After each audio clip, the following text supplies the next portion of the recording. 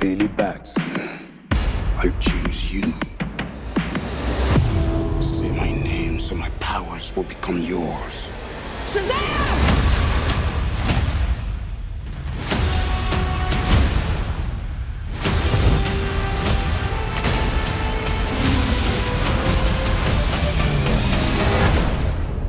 I'd like to purchase some of your finest beer, please.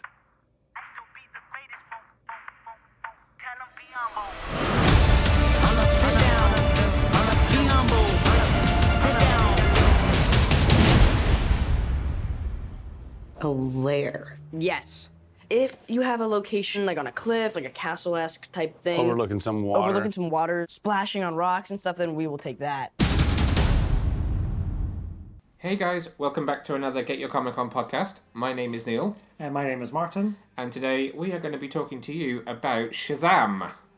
Just to say that it is now after 10 p.m. on Saturday, the 23rd of March 2019. So the embargo has lifted and we can now tell you all about this movie. But don't worry, we won't be saying any spoilers in this one, just our general reaction.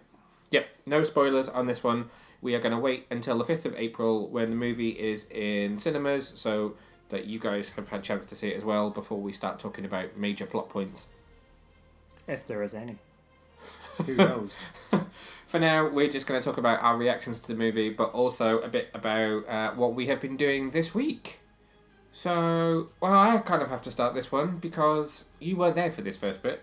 But last Saturday, I sat out on the doorstep of Forbidden Planet in London from 6:45 in the morning until 10 o'clock to get a wristband to meet David F. Sandberg, who directed this movie, and Zach Levi and Mark Strong.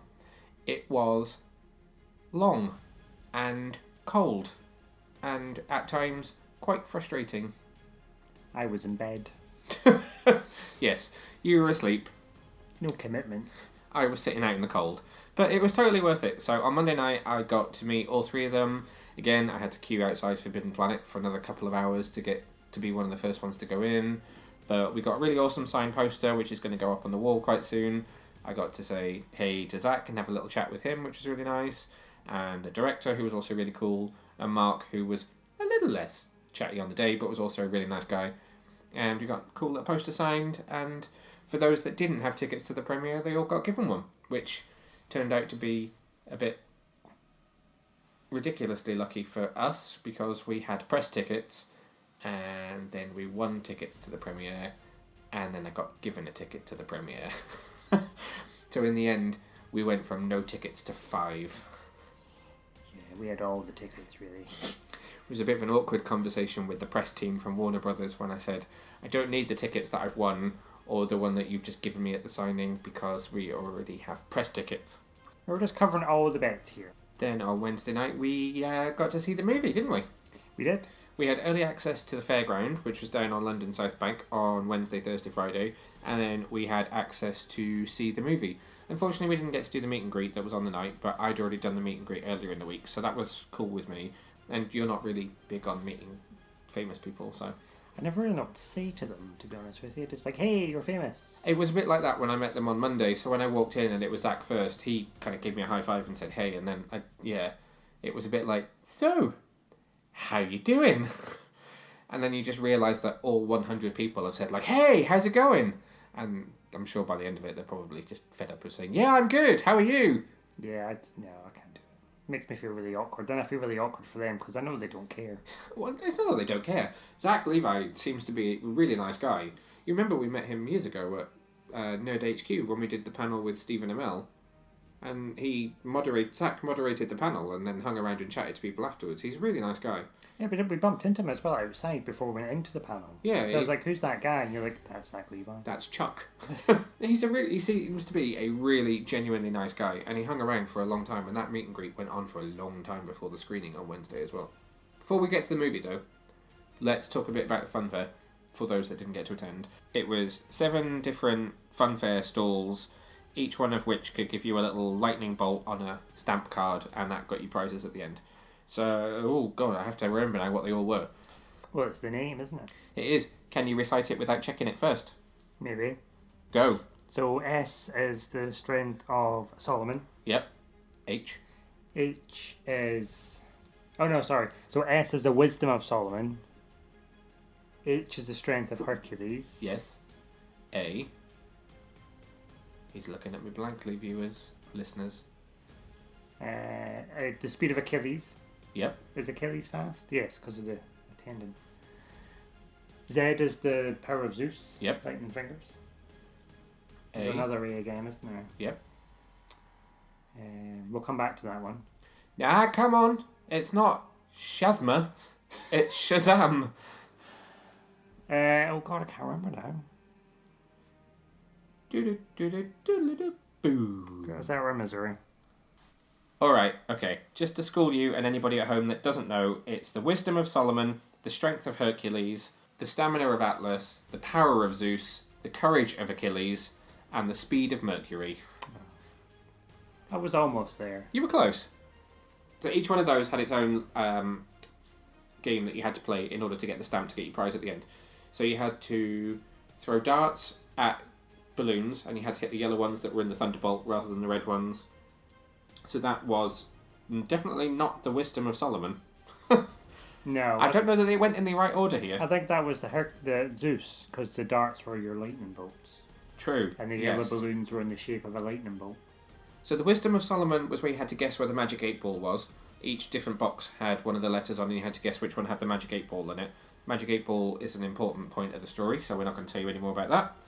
Strength of Hercules, you had to lift 2 15-kilogram weights. I could not do it. No, but you do have very small, tiny arms. I actually think that one was a little bit unfair, because the sign quite clearly said for 30 seconds, and the guy said that's false advertising, you have to do it for a minute. Yeah, but you couldn't even do it for 10 seconds. Oh no, that's stamina of Atlas, surely. And strength. Oh yeah, there's that S stamina, because then next to it was the hammer. So that must be Yes. strength. So then there was the hammer, you had to, like the classic fairground one where you have to hit the target and make the little thing hit the bell. I got higher than Captain Sparklefingers. Which is the very bottom. I got to Red Cyclone, Very good. which was one up from the bottom. To be fair, the whole time we were there, nobody made that bell down. No, they didn't. Not one person. Courage of Achilles, you had to spin a wheel, and each one of the things on the wheel was a different creature. So there were spiders or jellyfish and things like that. And you had to put your hand in and find the stamp for them to stamp your card from within the creepy crawlies. I thankfully got jellyfish, which was not that hard. Speed of Mercury. Oh, that was the ball game. So in this one, you had to roll balls up a... It was painted to be like a road, and you had to roll them up the road into a hole at the end. And you had to get 6. If you got 6 in, then Shazam flew up to the sky and you got the stamp. Within 30 seconds. Within 30 seconds. There was also one that I didn't get to do. Oh, that was the Magic 8 Ball one. What else was there? There was the Helter Skelter. There was Helter Skelter, which was the 7th and final one. Doesn't really correspond to any of the letters. Wasn't it the exclamation mark at the end of Shazam? Because the stamp card had Shazam and an exclamation mark. Oh, well, okay, fair enough. I feel like we're missing one. The little photo booth thing? That wasn't a stamp. That was just for fun. So there was also a photo booth where you could go in, and there was a big video wall inside, and it showed you as per normal. And then when they gave you a little countdown, you had to go Shazam! And then suddenly you had your costume on screen, and you had to dance around throwing electricity around. And then at the end of it, they'd email it to you. Although I'm still waiting for it to arrive. But then someone messaged me earlier saying, did I know what happened? Because loads of people are waiting for them. Yeah. So maybe there's a little problem in the system and it'll arrive in like a week's time. You get to see me dancing like a complete buffoon. Overall, it was a really fun experience though. I really liked it. It was a neat little bit of marketing for the film. It's a shame it was only open to the public on Thursday and Friday. And a half-day Friday as well, which was bizarre. But then they seemed to be really running out of prizes when we went back on the Thursday evening. And I wasn't massively busy, but then we did go fairly early on. So we went at like 5 in the evening and it Well, shut still at 8. Quite early, if you think about it. It might have been really busy during the day for all we know. I still think it was a really good idea for marketing the film though, because I'm sure a lot of people that wandered by that were not overly aware of what Shazam is suddenly thought, ooh, what's this? Free fun fair. Oh, we've missed out the most important bit. One of the fun things, particularly for kids, that was part of the fair was that at random intervals, all of the different little huts that the games were in would suddenly start flashing lights. And if you screamed Shazam, then the game's rules would change. So with rolling the balls, it suddenly became, instead of having to get 6, you only had to get 1. If you were doing the hammer one, then you got given the bigger hammer and it was easier to hit the target. The weight would go out of the weights so that you could hold them up easier, just to make it slightly more fun and to make you believe you had the power of Shazam. So overall, how many lightning bolts did you get from the fair out of 7? 3. It's, top effort. Really. Top effort. It was alright. I popped 1 balloon when I was supposed to pop 3. That wasn't too bad. You did better than the girl before you who threw the dart, it bounced off the balloon and then into the crowd. Yes, that was slightly dangerous. Thank God for safety goggles. Although I was slightly disappointed it didn't hit me, because then I thought I would have got some major prize as compensation if it did. And I didn't get to do the Magic 8 Ball one because it was closed. Yeah. I think he was going on a break. Yeah, he was going on a break. I'm sure it'd been a long day. Then, after all that excitement, we got to see the film. But before that, we got a free bag of crisps prior to the film, which I thoroughly enjoyed. So this was your first experience of one of these events, because obviously I got invited to Aquaman, but I didn't have a guest ticket for that one. This was the first time I had a guest ticket for a big screening like this one, and it was in fact the European premiere. So obviously Zach and David and Mark were all there, which was very, very cool. But what was it like, your first experience of a Hollywood premiere? Yeah, it was different. I suppose it's a bit more high class than going down to Cineworld. Yeah. There wasn't like a proper big, because there wasn't like a red carpet sort of lots. Well, you were hoping for a red carpet. Oh no, I was dreading that, but I was like, I don't want to get papped. Oh really? Why do you think I bought an entirely new outfit just in case I got papped? Well, I was coming straight from work. I was like, oh god, I'm gonna, get papped, and who's this dishevelled NHS worker on a red carpet? It was held at the BFI down on the South Bank, which I thought was a really nice venue. Actually, I had no idea there was a 450-seater cinema in there. No, because when you said BFI, I thought, it's going to be the big IMAX. I thought it was going to be in the big IMAX as well, particularly because the film is being released in IMAX. So in my head, we were seeing it in IMAX, then we got it booked to see it this week just normal for the Cineworld unlimited screening, and then next week on opening night we're seeing it on the Sky Super Screen. So I thought, well, we'll have done all of them by then. But no IMAX. It was so good though.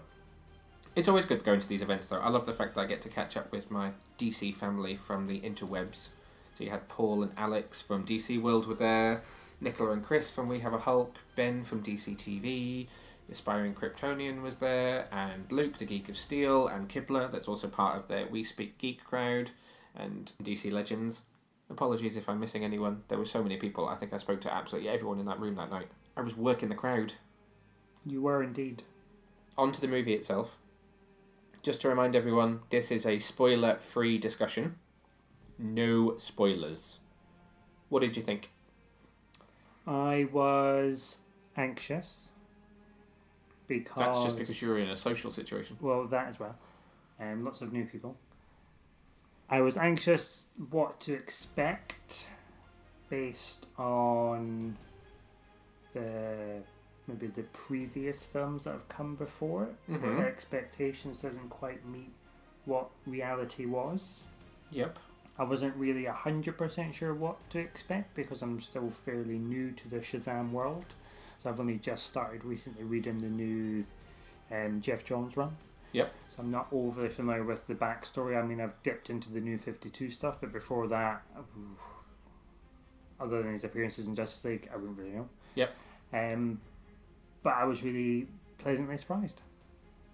Okay. Because I thought this was an excellent film. It really was. It was genuinely an excellent film. Truly excellent. You can hear the surprise in my voice. Like, amazingly excellent. It was absolutely outstanding. If you want to read my full review, which I also tried to keep as many spoilers out as I possibly could, it's available now on the website. I gave it a 9 out of 10. I said that this was the DC film that we'd all been waiting for. It takes the good points from Wonder Woman, which I felt had a lot of heart and a lot of character, but still had good action, and then takes from Aquaman the kind of spectacle, although this isn't as big as that, and kind of puts all the good points of those two movies together into one really good movie. I don't know that I would say it was better than Wonder Woman, which is like my number one, of modern DC. But it's certainly on par with it for me. I would have to agree. I would give it a good solid, maybe even 9.5 out of 10. Really? You go that far? Yeah. Because we had really serious bits, but we had like really good comedic elements in it. We had some really nice character developments in it. It had a really good storyline. It was just really good, to be honest with you. But I'm never that enthusiastic. No, you don't. Normally, it's right means it's good for you. For Yeah. you to say it's good means it's really good. Yeah. You're right, though. There are a lot of different elements in it. There's a lot of the stuff that you would expect from a superhero origin story. It's all there. You get to, learn who he is, learn his alter ego, see how he gets his powers, see him fight his first villain, etc., etc. That's all there. But it is presented very differently. You do have some elements of horror in there, which were unexpected and were excellent. And there is a lot of comedy in there. And I think one thing that's really important to say is that I know a lot of people are concerned that because he's a kid in an adult's body, and it does evoke some of the sense of like Tom Hanks in Big, that it would be cringeworthy in a way. That like Asher Angel as Billy Batson will be fine and will be a kid and he will be a kid and he'll be funny, but then Zach Levi as a kid in an adult's body could lean towards too kid friendly or being really cheesy, and it's not. No, not at all. Zach Levi is amazing in Chuck as it is, and if you liked that brand of humour that you see him doing in Chuck, this is more of that. He is just perfectly cast, I find. Absolutely perfectly cast. And I think it's good that you mentioned the sort of the links to Tom Hanks and Big, because it felt very sort of, in a way, sort of like 80s nostalgia. Oh yeah, absolutely. I felt that in a really good way. Yeah, I felt that with Aquaman as well, but I felt it more so with this. I felt this did it in a slightly different way. Aquaman felt like watching an 80s sci-fi movie, whereas this, like you just say, and has that sense of Big about it, and with some of the characters who are in there who are CGI creations, shall we say, they felt, and you said this when we walked out the cinema, they feel almost like Jason and the Argonauts in some respect. And the Ghostbusters. Well, that's what I was going to say, was Ghostbusters. There are some scenes in particular where I really felt like I was watching like classic Ghostbusters again, which I just really, really enjoyed. It's put together very, very well. And it sounds like we're talking about loads of really disparate elements, like how can it be comedy, and then how can it be serious, and then how can it be horror. But it just does it all seamlessly and meshes it all together into something very, very different for the comic book world. And you get some really nice elements of story in there as well. Like Yeah. little bits where you're like, oh god, that's really quite upset. There are. You can definitely expect to have your heartstrings tugged on a few occasions throughout this film. But at the same time, I left the cinema grinning like a kid because that's how I felt. I always leave the cinema from a good comic book movie feeling like I want to go, like, be a superhero. But you do that in the end of every date. Yeah. well, yeah, the whole idea that the hero of Shazam is inside Billy Batson, that is the hero within him, that he was true of heart and had all of the different qualities that it took to be the hero. I left that cinema thinking, like, I have those qualities too. I could be that guy. Like, you walk out of Justice League or you walk out of Batman vs Superman and you think, I wish I was Batman, or I wish I was Superman, or in your case, I wish I was Wonder Woman. Whereas for a minute there, I truly believed that if I said Shazam, I would be a grown-up. Yeah. Which is ironic, considering I'm 33. It would take a lot to make you a grown up. Thanks. You need more than a wizard on an underground station for that. I also really appreciated the music in this, which I felt... I was about to say bigged up, but it just sounds like I'm giving too much to that Tom Hanks movie now. It really emphasised that feeling of 80s nostalgia as well. So it's by a guy called Benjamin Wallfish, which is not a name that I know. It complemented everything really well. He worked on Blade Runner, actually. Blade Runner 2049, as well as the remake of It and Dunkirk with Chris Nolan. Who knew that? He's also... So he's actually quite a famous composer. It's just not a name I've ever come across. He's also credited on Batman vs Superman, interestingly. Composer for additional music. He must have worked Maybe he's from the school of Hans Zimmer then. Hans does love to train up the next generation. So he composed what they class as additional music on Batman vs Superman. Yeah, definitely. So, I mean, I think it's a big part, really, because the score in Aquaman really drove me mad in certain points. We just think this is too slapstick comedy. Oh, really? Oh, God, that scene in the desert drove me mad. Oh, that's It was like trying to be a Carry-On film or something ridiculous. with the horrible version of Africa. No, but after that was all like... where they were trying to be all playful in the sand and the music's like... boop, boop, boop, Oh, boop. no, you see, but that just makes me think of like Indiana Jones. Yeah, but it was done well in Indiana Jones. Anyway, we're not here to talk about Aquaman. Back on topic. Shazam music. So at the start of it, yes, I really liked it, but I suppose it was less prominent for me in the middle. Yeah, I would agree actually. So at the start I was like, oh, this is good, this is a good start, and then I just sort of lost it a bit. And then had a strong end. Yeah, you're right. I think the bits that I remember the most are the opening sequence when you're hearing it for the first time and thinking, what is the musical landscape of the movie? And then when he first says Shazam, and then the final fight sequence in the third act. So I suppose you're right. I maybe haven't heard what's in the middle, but I will still be giving it a listen when it's released. I thought the CGI was really good in this movie as well. Considering, so the budget for this one is rumoured to be around 80 million, which is... Oh, spare change, really, isn't it? Well, no, it's a lot less than some of the summer tentpole movies. When you think about like a Transformers movie or Batman vs Superman, is one of the most expensive films of all time that cost around 300 million. What, is there any real actors in Transformers? Or? Okay, well, we know you're not a big fan of that franchise. I'm just saying, it looked good for a movie that is of this scale, but considered a lower budget movie. And I like the fact there was quite a lot of practical effects as well. There were a lot of practical effects in there, and it's been really interesting listening to interviews with Zach and the director and other people involved in the movie to hear that they tried to do as much as they could practically. Obviously, stuff like the lightning bolts are not real, but the suit itself, the suit is excellent. I loved the suit. I thought that was all CGI until they said it was practical. I think the cape was CGI on a couple of occasions, particularly when he was flying. I think they did what they do with Batman vs Superman and Man of Steel, which is have practical suits but without a cape. I really like the level of detail in the Thunderbolt on the chest as well. That was really impressive. I pointed it out to you partway through the film, didn't I? That actually it's almost like clouds. There's just something that is inside the suit that's moving around, which was really nice to see, actually. It was really cool to see that level of detail in that part of the suit, as well as the actual fabric of the suit itself. And that was all practical. I don't know that the energy inside the lightning bolt was practical. It was. Certainly He said that in an interview.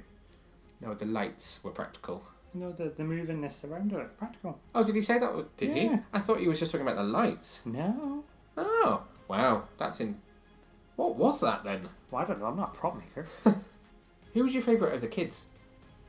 I have a favourite of the... I think they all had really good moments. I think one thing that I pointed out in my review was that although there was somebody who was definitely a standout for me amongst the family in the Vasquez house, I did have a favourite. Did you have one? No, I didn't have a favourite actually. Okay.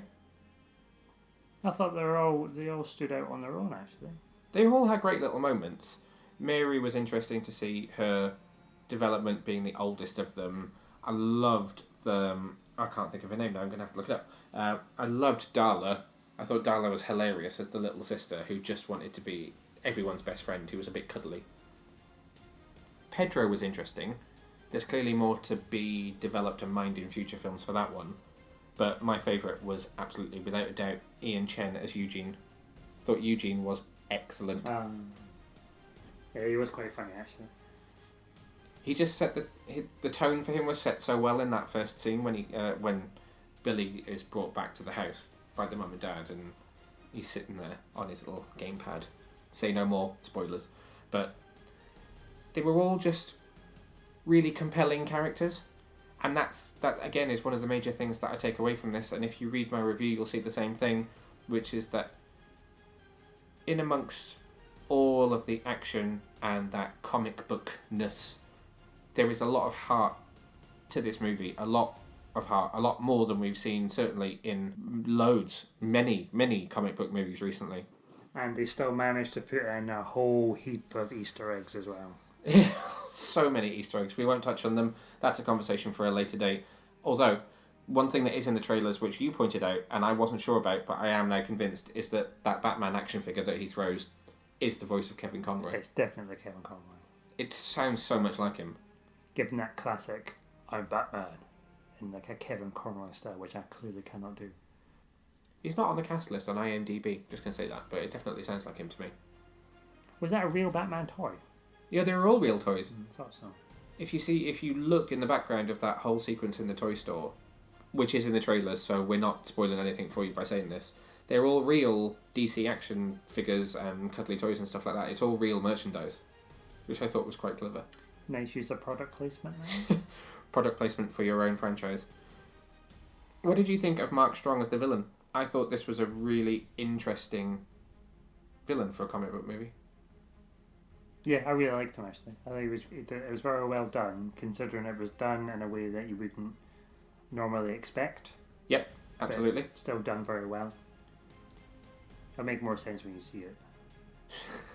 I think there are things that you can say. So one thing that I will say is that the movie does open with him in some respects rather than Billy Batson, which is a huge change for a comic book movie to open in this way, but really adds some emotional depth to his character. And at times, I think it's because of the look of the character, he sort of reminded me of Michael Keaton as Vulture in Spider-Man Homecoming. But there's a level of context and a level of depth to how they portray the villain, which is very deep for what we've seen in a lot of comic book movies recently. Yeah, I mean, if you look at Justice League, where it's Steppenwolf and he's just there. Yeah. And he's upset and he wants his box. Whereas Mark Strong, there's a lot more to it and it's a lot more complex. But he still manages to play some scenes as a campy villain, which I think is on purpose. I'm not saying that I'm not detracting from his portrayal or saying that it's not done very well, but there are certainly some scenes which are more of a classic campy villain, and it seems like he really enjoys doing that, and it's also quite fun to watch, but never again strays into that sort of like Halle Berry Catwoman sort of territory. Oh, thank God.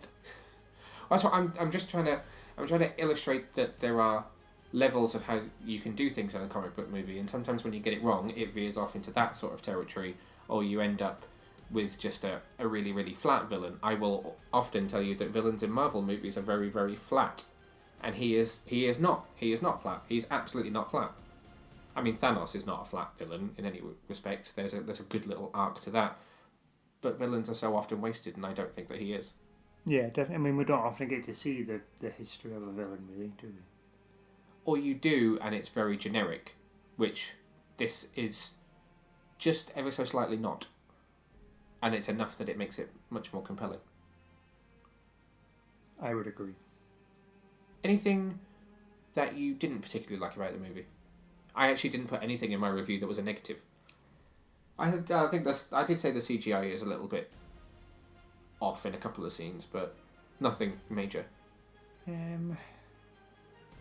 No, I mean, maybe it was just really sort of nitpicking here, but it's a bit of a kind of slow to start with. It is a bit of a slow start. Fairly quickly. Yeah. Other than that, I think it was really good all round, to be honest with you. Okay, well that's probably a good place to leave it before we start hitting spoiler territory. You going to stick with your 9.5 out of 10? I am. Definitely a 9 out of 10 for me. Yeah. Things that we want people to know before they go see this movie. Stay till the very, very end. 2 end credit scenes. There's a mid credit and an end credit scene, so do stay for that. The end credits are bloody genius. They are so funny. Didn't expect it to be done that way at all. Do not leave your seats. No, do not leave your seats. Anything else? No, just go into it with an open mind, and I'm sure it will not be what you're expecting, but I'm sure you'll all love it anyway. Hopefully. And we will see you back here on or around the 5th of April on opening day for a spoilerific discussion of Shazam. Until then, see you later. Bye. Billy Batson, I choose you as champion. Say my name so my powers will become yours. Shazam. Wait, for real?